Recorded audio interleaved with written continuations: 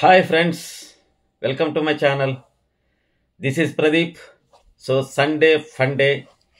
So మామూలుగా మన అందరమే Sunday రాగానే ఆ ఫన్ డే అనుకుంటాం, కానీ సాడ్ డే. నేను ఎందుకు సాడ్ డే అంటున్నానంటే, ఎలిమినేట్ అవుతారు కాబట్టి అందరూ ఎమోషనల్ అవుతారు, ఇది కామన్ థింగ్. కాకపోతే సండే గేమ్స్ పెట్టి కాస్త ఫన్ జనరేట్ చేస్తారు, అందువల్ల దాన్ని కామన్గా సండేని ఫన్ డేగానే అంటారు. సో మనం ఈరోజు జరిగిన ఎపిసోడ్ గురించి చెప్పుకుందాం. పెద్దగా విషయాలు లేకపోయినా కొన్ని విషయాలు మాత్రం చాలా ఇంపార్టెంట్, అవి మీరు వినాలి, తెలుసుకోవాలి. ఎందుకంటే ఇంకా చాలా వీక్స్ ఉన్నాయి కాబట్టి ఎవరెవరు ట్రూ కలర్స్ అనేది కూడా మనం తెలుసుకోవాలి. సో ముందుగా ఫ్రెండ్స్, నాలాంటి కొత్త యూట్యూబర్స్ని ఎంకరేజ్ చేస్తున్నారు, చాలా ధన్యవాదాలు మీకు. సో ముందు ఒక లైక్ చేయండి, ఎందుకంటే ఎక్కువ మందికి రీచ్ అవుతుంది. తర్వాత షేర్ చేయండి మీకు, మీ ఫ్రెండ్స్కి, మీ బంధువులకి. అదేవిధంగా సబ్స్క్రైబ్ చేయండి, బెల్ ఐకాన్ని యాక్టివేట్ చేసుకోండి. నా ఫర్దర్ వీడియోలు మీకు నోటిఫికేషన్ రూపంలో రావడం జరుగుతుంది. ఇక మనం ఎపిసోడ్లోకి వెళ్ళిపోదాం. సో స్టార్టింగ్లోనే బిగ్ అంటే నిన్న ఎవరిని ఎలిమినేషన్ చేయలేదు కాబట్టి 8 మందిని ఈరోజు ఆ ప్రాసెస్ జరపాలి కాబట్టి నాగార్జున గారు రాగానే అసలు నామినేషన్స్ని సేవ్ ది అంటే టైం టు ది సేవ్, ఒకరిని సేవ్ చేయాలి. అందులో భాగంగా అందరినీ నిలబెట్టడం జరిగింది. వాళ్ళలో ఫస్ట్ సీత నా సేవ్ అయింది ఆ క్రమంలో. తర్వాత ప్రేరణ. నిజంగా మీరు చాలామంది అనుకుంటారు ఓట్ల పరంగా ఎలా సేవింగ్ చేస్తారంటే, కింద నుంచి సేవ్ చేసుకుంటూ వస్తారు. సో ఎప్పుడు కూడా ఫస్ట్ వచ్చిన వాళ్ళని ముందు సేవ్ చేశారు. సో ఇది అందరికి తెలిసిన విషయమే. సో ఈ ఆర్డర్ ప్రకారం ఏమనుకుంటారంటే, లోపల ఉండేవాళ్ళు లాస్ట్లో సేవ్ అయిన వాళ్ళకి ఓట్లు తక్కువ పడి ఉంటాయని అనుకుంటారు. కోర్స్ ఇప్పుడు పృథ్వీ అబ్బాయికి తక్కువ ఓట్లు వచ్చాయా లేదనేది మనం మళ్ళీ చెప్పుకుందాం. సో సేవింగ్ ఆర్డర్ అయితే ఇలా ఉంటుంది. సో మధ్యలో హైయెస్ట్ వచ్చిన వాళ్ళని సేవ్ చేయడం ఇలా జరుగుతూ ఉంటుంది. తర్వాత సెకండ్ రౌండ్లో నైనిక సేవ్ అయింది. సో అసలు నైనిక ఆశ్చర్యపోయింది తొందరగా, అంటే సెకండ్ రౌండ్లోనే సేవ్ అయినందుకు. అదేవిధంగా మణి అయితే గేమ్లో ఏమంటారు, నేను ఇంకా చాలా తెలుసుకోవాల్సి ఉంటుంది, ఆడియన్స్ అందరికీ నా కృతజ్ఞతలు అని చెప్పాడు, వాళ్ళు కూడా చెప్పారు. సో తర్వాత ఒక గేమ్ పెట్టారు. ఆ గేమ్స్లో ఏం లేదు, ఫ్రేమ్స్ ఉంటాయి. ఆ ఫ్రేమ్స్ని ఎవరు ముందు సెట్ చేస్తారో వాళ్ళు వచ్చి బెల్ కొడితే వాళ్ళకి సాంగ్ చేస్తారు, డ్యాన్స్ చేయాలి. ఇది పెద్ద ఇంట్రెస్ట్గా ఉంటుంది, కానీ అదంతా ల్యాగ్ అయిపోద్దని అదంతా చెప్పడం. దాంట్లో అయితే విన్నర్స్ వచ్చి ఇద్దరు సమానంగా వచ్చాయి. అందుకని నాకు సార్ ఏంటంటే ఎక్స్ట్రా రేషన్ ఇద్దరికి ఇచ్చాడు, ఎందుకంటే రేషన్ తక్కువగా వస్తుంది కాబట్టి రేషన్ ఇచ్చాడు. తర్వాత టైం టు సేవ్. ఇక్కడ ఫోర్త్లోకి వచ్చేసరికి విష్ణు సేవ్ అయింది. తర్వాత యష్మి సేవ్ అయింది. అసలు విష్ణు చెప్పడానికి ఆ పాదాలకి మీకు ధన్యవాదాలు. అది చెప్పడంలో కూడా అమ్మాయి మరి నిజంగానే అలా చెప్తుందా లేకపోతే కామెడీ చేస్తుందా అర్థం కాలేదు నాకైతే. సో యష్మి అయితే అందరికీ థ్యాంక్స్ చెప్పింది, ఈ అమ్మాయి కూడా థ్యాంక్స్ చెప్పింది. తర్వాత గార్డెన్ ఏరియాలకు వచ్చేసారు. ఎల్ఈడి మీద బొమ్మలు ప్లే అవుతుంటాయి, అవి ఈ గంట కట్టుకొని మన సైకిల్తో వాళ్ళకి చెప్పాలి, చెప్తే వాళ్ళు ఐడెంటిఫై చేయాలి. దీంట్లో కూడా వాళ్ళకి మ్యాక్సిమం కాంతారా వాళ్ళు గెలిచారు. అయినా కానీ అడిషనల్ కుకింగ్ టైం అంటే కుకింగ్ చేసిన టైం పెట్టారు కదా, సో అది జరిగింది. తర్వాత నామినేషన్స్ ఇక మిగిలింది ఇద్దరే. సో అభయ్ అండ్ పృథ్వీ చాలా టెన్షన్ పడుతున్నారు. పృథ్వీ అయితే అభయ్ అయితే నిన్న నుంచే డల్ అయిపోయాడు, ఎందుకంటే అతనికి అదే 6th సెన్స్ అంటారు కదా, అది పనిచేసింది అతనికి. అతను ఎలిమినేట్ అవుతాడు ముందుగానే తెలుసు. సో వాళ్ళని యాక్షన్ రూమ్కి రమ్మని చెప్పారు. సో తర్వాత వాళ్ళు అక్కడ స్టెప్స్ ఉంటాయి, ఆ స్టెప్స్ మీద నాగార్జున గారు ఏమంటే ఫస్ట్ స్టెప్ మీద నిలబడమన్నారు. ఆ తర్వాత నెక్స్ట్ ఫైనల్గా స్టెప్స్ మీద నిలబడుకుంటే ఎవరి మీద రెడ్ అయితే ఉంటుందో వాళ్ళు ఎలిమినేట్, గ్రీన్ అయితే సేవ్. ఇక్కడైతే లాస్ట్లో పృథ్వీకి సేవ్ అయింది. మనకు తెలిసిన విధంగానే అభయ్ అయితే ఎలిమినేట్ అయిపోయాడు.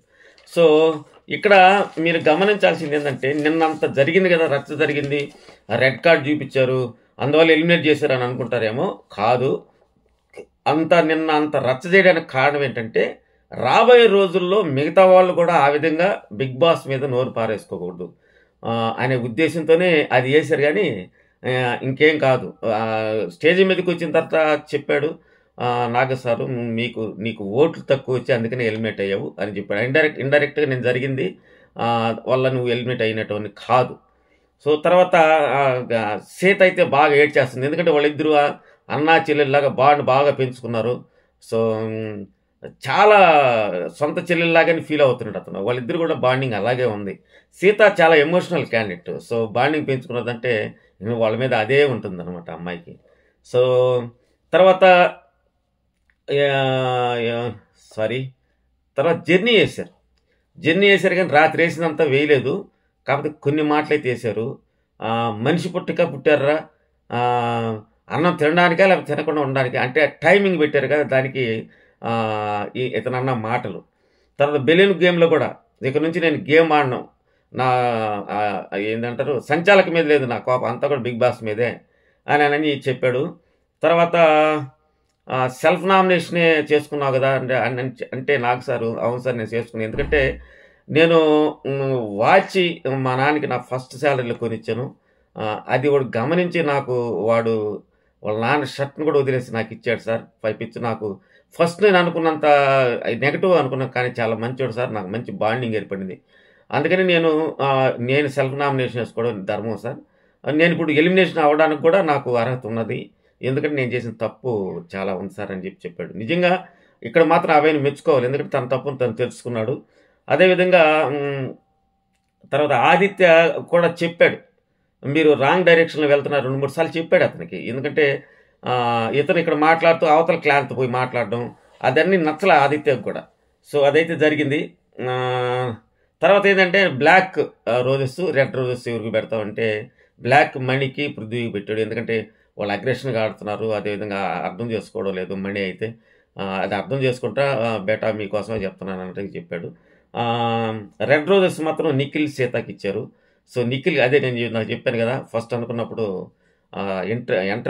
ఎంట్రీలో నేను అలా అనుకోలేదు, చాలా మంచివాడు, బాండింగ్ ఏర్పడింది. సీత అయితే నా సొంత చెల్లెలే. బెటా ఎందుకు ఏడుస్తుంది, చాలా ఏడుస్తుంటుంది అనమాట. ఎందుకు ఏడుస్తావు, నేను బయటకు వచ్చిన తర్వాత కూడా అన్నాన్ని పిలుస్తామన్నావు కదా, నేను రాఖీ కట్టించుకోవడానికి వెయిటింగ్ చేస్తూ ఉంటాను నీకోసం అమ్మా అని చెప్తాడు. నిజంగా నాకు గూజ్ బంప్స్ వచ్చాయి ఆ మాట, వాళ్ళిద్దరి మధ్య జరిగిన సంభాషణ. నిజంగా కొన్ని సన్నివేశాలు మనుషుల్ని మనసును హత్తుకుంటాయి. నిజంగా అబ్బాయి చాలా మంచోడు, అసలు అబ్బాయిని తీసుకున్నదే కామెడీకి. కామెడీ చాలా ఫన్ జనరేట్ చేస్తాడు. అలాంటి వాడు ఆ ఎక్స్పెక్టేషన్స్తో తీసుకున్నారు అతను నిజంగా. మరి అలాంటివి ఏం చేయలేం, మరి ఏమైందో ఏమో అబ్బాయికి. పైపిచ్చు అగ్రెషన్ అయిపోయి బిగ్ బాస్ని తిట్టడం ఇవన్నీ కూడా అతనికి స్వయంకృత అపరాధాలే నిజంగా చెప్పాలంటే. తర్వాత సార్ ఇంకో వాళ్ళిద్దరికి ఇచ్చిన తర్వాత ఇంకొకరికి ఇవ్వండి సార్, ఇంకో ఇద్దరికి ఇచ్చంటే నాకు సార్ ఓకే అన్నాడు. తర్వాత నబీల్కి ఇచ్చాడు, సోనియాకి ఇచ్చాడు. నబీల్కి ఎందుకంటే నడువు నొప్పి అయినా కానీ గేమ్లో గివ్ ఇవ్వకుండా ఆడాడు సార్, కష్టపడ్డాడు సార్, మంచివాడు సార్. అదే సోనియా అయితే కేర్ తీసుకుంటుంది సార్, మనుషులకి బాగాలేకపోయినా లేదా ఏదైనా ఒక బ్రదర్ లెవెల్లో నన్ను కేర్ తీసుకుంటుంది, చాలా క్లోజెస్ట్ ఫ్రెండ్ అని చెప్పండి. నిజంగానే వాళ్ళిద్దరూ బయటే ఫ్రెండ్స్ వాళ్ళిద్దరూ. సో అదైతే చెప్పాడు. టోటల్గా ఏంటంటే ఇక్కడ మనం చెప్పుకోవాల్సింది అబ్బాయికి అన్యాయం అయితే జరగలేదు, ఎందుకంటే అతనికి ఓట్లు తక్కువ వచ్చాయి. పైపిచ్చు అతను నెగటివ్తో వెళ్ళడమే అక్కడ బాధాకరమైన విషయం. అయినా కానీ ఈ నెగటివ్ అనేది మంచి ఏమంటారో ఫాలోవర్స్ ఉన్న వాళ్ళకి ఉంటుంది, కానీ ఇతను అంత ఫాలోవర్స్ లేరు, ఇప్పుడిప్పుడే ఎదుగుతున్నాడు. ఆ ఎదుగుదలకి ఇది ఒక మాయన మచ్చ అయితే అవుతుంది, కానీ కొన్ని రోజులు అయిన తర్వాత మామూలు అయిపోతారు. సో అదేవిధంగా నామినేషన్స్లో మాత్రం మామూలుగా లేదు, హీటెడ్ ఆర్గ్యుమెంట్స్ రచ్చరంబోలైంది. ఎవరు అయ్యారు అనేది నేను అర్లీ మార్నింగ్ మీకు ఓటింగ్ నామినేషన్ లిస్ట్ పెడతాను, అది కూడా చూడండి. సో ఇప్పుడు కూడా ఎవరైనా లైక్ చేయకపోతే ప్లీజ్ లైక్ చేయండి, షేర్ చేయండి, సబ్స్క్రైబ్ చేయండి, నన్ను ఎంకరేజ్ చేయండి, ఆశీర్వదించండి. Thank you very much. Good night to all.